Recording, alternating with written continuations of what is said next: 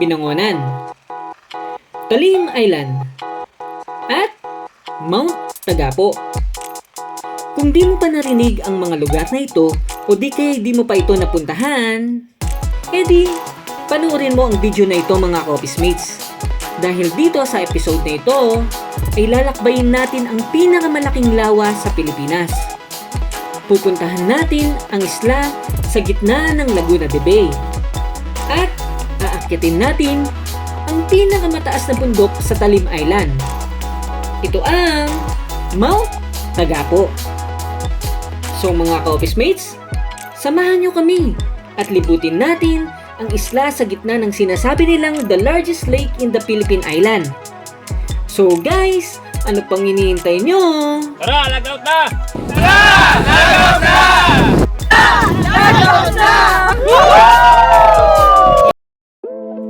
Dito sa fishport ng Binangon ng Rizal, magsisimula ang ating getaway.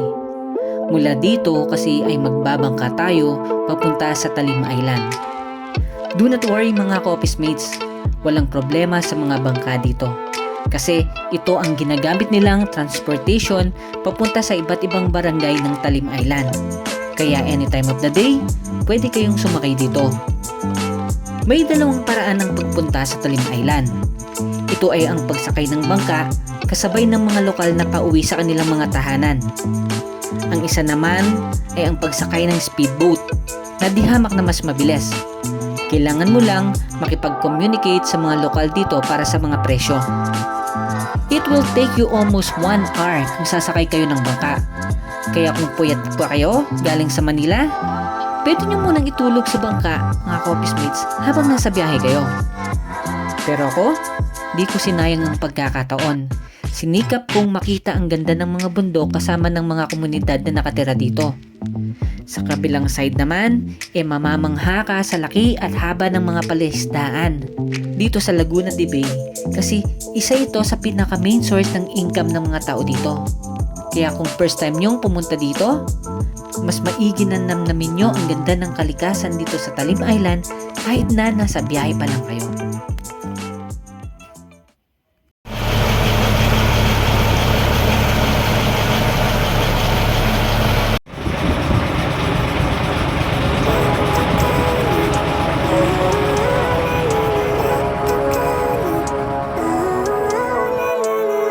Living life, every day, late at night, not okay. All I want, and I pray, all I need are some better days. So yun mga Coffees Mates, after 1 hour, nandito na kami sa Barangay Gulod. Pagkababa pa lang ng bangka, ay dumiretso na kami sa registration area.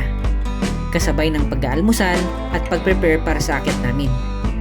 Siyempre, dito na rin kami na briefing ng aming organizer at ganoon rin ang pagpapakilala sa aming dalawang guide. Bago kami umakyat, sinubukan ko munang magpalipad ng drone sa lugar. At ito ang mga magagandang tanawin na bumugad sa amin dito pa lang sa port ng barangay.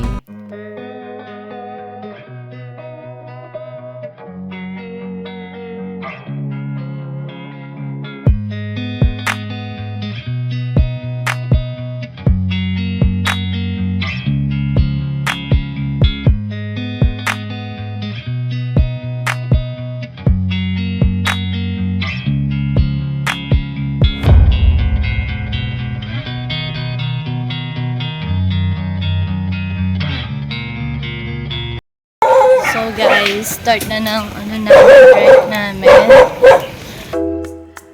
Back in 2014, naakyat ko na itong Mount Tagapo at sa Barangay Hanosa ang pinaka-jump off point namin on. Pero ngayon, dito na lahat sa Barangay Gulod ang start kasama na ang registration ng mga gustong umakyat ng Mount Tagapo. Sa umpisa pa lang ng trail ay sasalubong na sa inyo ang mga puno ng kawayan na nagkalat sa daan. So, nakikita nyo yan guys, yun ang akyatin natin. Kailangan ko na. Nakatuktok na. Hanggang dun sana, puro kawayan pa rin. O hanggang dito na lang yung kawayan.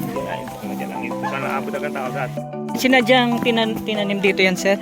yung mga kawayan. Oo. Nung araw kami sinabi mga nung namin, tinasanim kasi malaking panginapon sa amin yung kawayan. Napakaraming pinagagamitan. Katulad ng...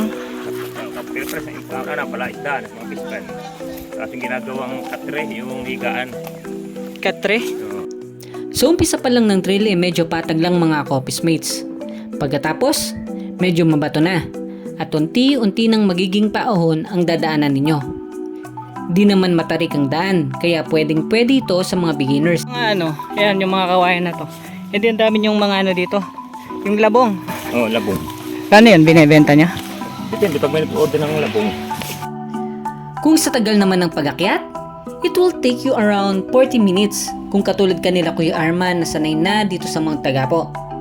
Pero kung katulad natin ng mga first timer, it will take us around 1 hour to 2 hours going up to the summit depende sa experience nyo sa pamumundok. O yung balon dun sa anong purpose na sir? Yung sa tuktok? Yun dati, may nakatayo rong tayo ng bandila noong 1942. Pinayro ng mga Amerikano, sabi ng lola ko. Ngayon, may mga umakyat dito mga kabataan dati, nakaparting Laguna, dinukay yun. Parang, sabi, mini-mina raw. Yung dinanan natin na na yung buong Laguna de Bay na yun, ano yun? Oh, Saan na? yan. Pero Kabila yan. paikot yun. Papaikot dito sa alawa ng Laguna ng Talim Island. So Talim Island lahat yun yung dinanan natin. Oo, kaya ito tinawag na Talim Island kasi yung pagkakaporma ng mapa nito sa species ng mapa, parang Chris ng araw yung kaya tinawag na Talim Island. Ganun yung naging sistema nito. Ganda yan. Aming kawayan dito sa lugar. Oo. Yung pala talagang tinanim, sinadyang Pinagkakabuhayan talaga ng taga sa amin. sinadyang tinanim pala to, no? Tinanim yan, kawayan. Okay pala. Basta saan dyan, pag naabot na tao, tinataniman ba? Ari may lupang yun. So magtanim ng mga puno, mga kawayan. Ngayon, dito sa amin, madalang na yung matatanda na masipag nung araw na tinatawag. Pero yung mga sir, Magtanim sa bundok. yung mga kabataan, may mga nagmana ba? Mga konti na lang. Mana nagbubundok. Karamihan sa mainland, ganyan. Ayaw na nila yung kinagisnan nila, no? Ayaw na yung kinagis na nila na libre ang gulay, libre ang mga fruits, pag masipag ka magtanim. Kasi nakalakayan ko naman nung namin na masipag magtanim. Ano madalas tinatanim niyo sir dito, sir? Tatanim sila. Ano yung madalas tinatanim niyo dito? Mais, saging. Dito rin? Tatanim din mga kulo. Isang mga bundok dito. May mga lugar na... May lugar na walang taniman kawayan. talaga. May mga lugar na walang tanim ng kawayan. Ginagawang taniman ng mga gulay. Yan, may sarap ng Tagapo. Puro sagingan niya.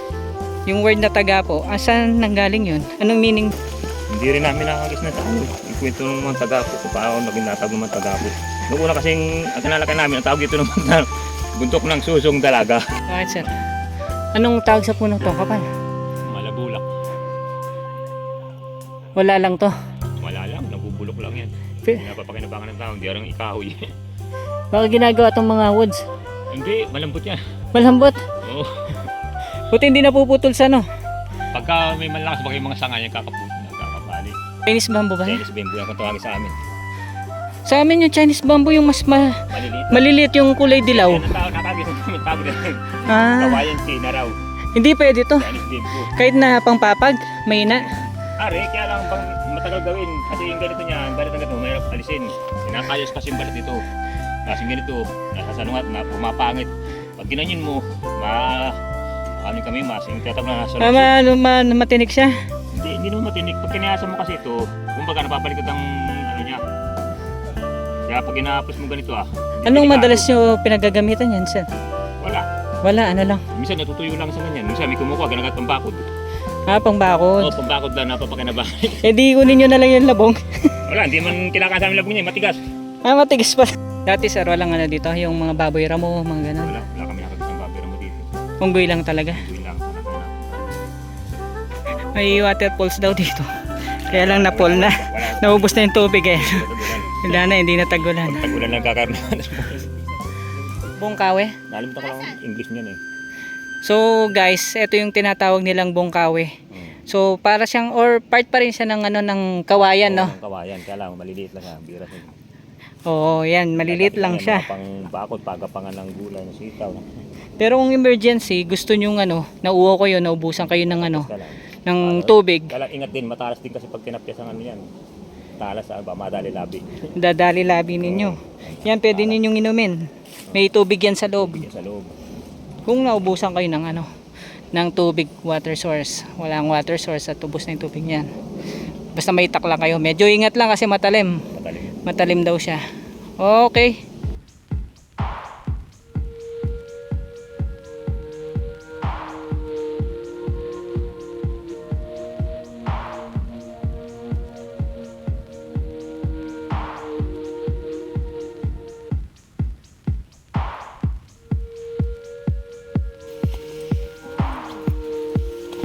Go, go, go. Hello. Hello po.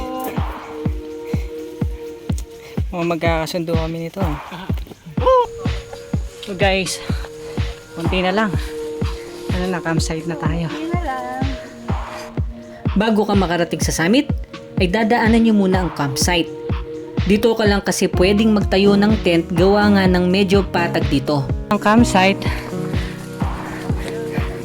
yan. Dati wala mang kubo-kubo dito. Ano lang dati to? Ayos pa namin yun eh. Puro damo lang to dati, ngayon na yan. Tinayuan na nila ng ano, ng kubo pang ano. Yan. Yan ang Mount Tagapo. And if you will going up to the summit, aabutin lamang ng 15 minutes at makikita mo na ang ganda ng Talim Island.